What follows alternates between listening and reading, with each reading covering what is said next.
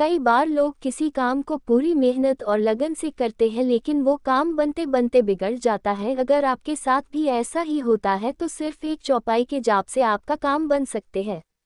रामायण, रामचरितमानस, श्रीमद्भागवत गीता एवं अन्य वैदिक धर्म ग्रंथों में ऋषि मुनियों ने बड़ी ही चतुराई से कई ऐसे शब्दों का समावेश किया है जिन्हें जान लो तो जीवन के हर क्षेत्र में सफलता मिलना आसान हो जाएगी। इतना ही नहीं, इसके जान लेने से प्रत्येक क्षेत्र में लाभ ही लाभ की प्राप्ति होगी। क्या है मान्यता? एक, ऐसा माना जाता है कि जब हनुमान जी लंका में माता सीता का पता लगाने गए थे तो इनके मन में इस काम के सफल होने को लेकर शंका थी।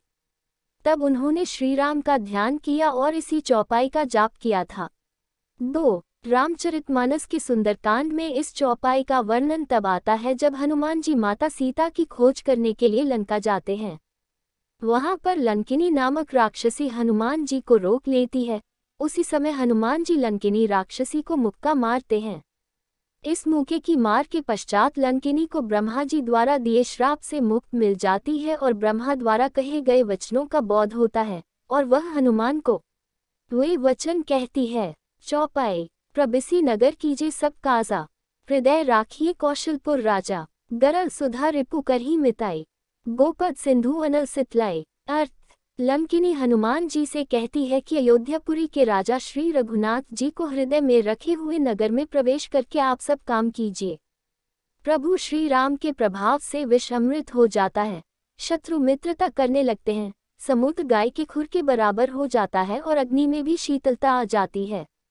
चौपाई से लाभ। ये माना जाता है कि किसी भी काम को करने से पहले या इंटरव्यू आदि से पहले इस चौपाई को बोलने और श्री राम को याद करने से हर काम बन जाता है। हर काम में सफलता मिलती है, किसी भी काम में कोई विघ्न बाधा नहीं आती है। गोस्वामी तुलसीदास जी द्वारा अवधी भाषा में बड़े ही सुंदर तरीके से शब्दों का चयन करते हुए रामचरितमानस लिखी गई है, जिसकी प्रत्येक चौपाई में अनेकों अनेक अर्थ समाये हुए हैं। रामचरितमानस की चौपाइयाँ इसी कारण मंत्र का काम करती है। रामचरितमानस की यह चौपाई मंत्र का काम करती है। इस चौपाई में कहा गया है कि प्रबिसी नगर मतलब जहाँ पर आप जा रहे हैं वहाँ पर हृदय में भगवान श्री राम यानी कि कौशलपुर राजा को रखकर सभी काम करें, यह निसंदेह सफलता प्राप्त होगी, लाभ मिलेगा। वैज्ञानिक दृष्टि से महत्व। देखने समझने में यह बात अटपटी सी लगती है कि आखिर यह सब कैसे संभव है, लेकिन सूक्ष्म दृष्टि से देखें तो सुंदरकांड की यह चौपाई वैज्ञानिक दृष्टि से भी 100% सही है। इसी बात को हम समझते हैं। वास्तव में हमारे मस्तिष्क में कई प्रकार के न्यूरॉन्स, केमिकल्स बनते रहते हैं। सात्विक ज्ञान के द्वारा मस्तिष्क को सही दिशा प्रदान करने वाले केमिकल का स्त्राव अधिक होने लगता है, जैसे कि डोपामाइन, इससे आनंद की अनुभूति होती है। वहीं मस्तिष्क में बनने वाले प्रमुख न्यूरोट्रांसमीटर्स यानी डोपामाइन, सेरोटोनिन, ग्लूटामेट, एंडोर्फिन्स और नोरेड्रेनालिन का बैलेंस बना रहता है और इससे सुकून भरी जिंदगी, सीखने की क्षमता का विकास, एकाग्रता, संघर्ष एवं जुझारूपन की क्षमता का स्वतः ही विकास हो जाता है। इस बात को वैज्ञानिक भी मानने लगे हैं कि जैसे जैसे मस्तिष्क की कोशिकाएं सकारात्मक हो जाती है वैसे वैसे ही मनुष्य के अंदर हर प्रकार की बीमारी एवं परेशानियों, समस्याओं से लड़ने की क्षमता बढ़ जाती है। यह ठीक उसी प्रकार से काम करता है जैसे शरीर में एंटीबॉडी काम करती है।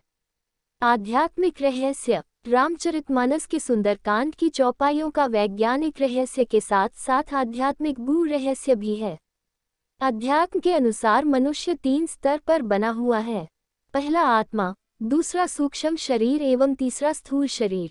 स्थूल शरीर के अंतर्गत इंद्रियां आती है, सूक्ष्म शरीर के अंतर्गत मन एवं चित्त एवं अहंकार आते हैं। वही आत्मा अविनाशी और परब्रह्म परमात्मा का ही अंश होकर परमात्मा का स्वरूप होती है।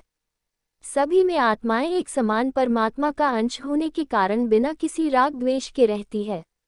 जब मनुष्य इंद्रिय, मन, बुद्धि, चित्त व अहंकार से ऊपर उठकर आत्मिक स्तर पर पहुंच जाता है तो वहां पर उसे अपनी आत्मा के समान ही सभी की आत्माओं में एक रूपता नजर आने लगती है। ऐसी स्थिति में पहुंचने के बाद वह किसी के साथ न तो बुरा करता है और न ही उसके साथ कोई बुरा कर पाता है।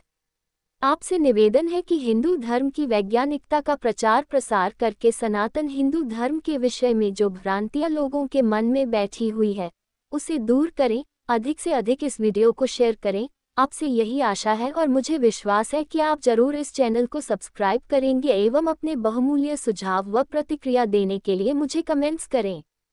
मैं आपका ऋणी रहूंगा। धन्यवाद।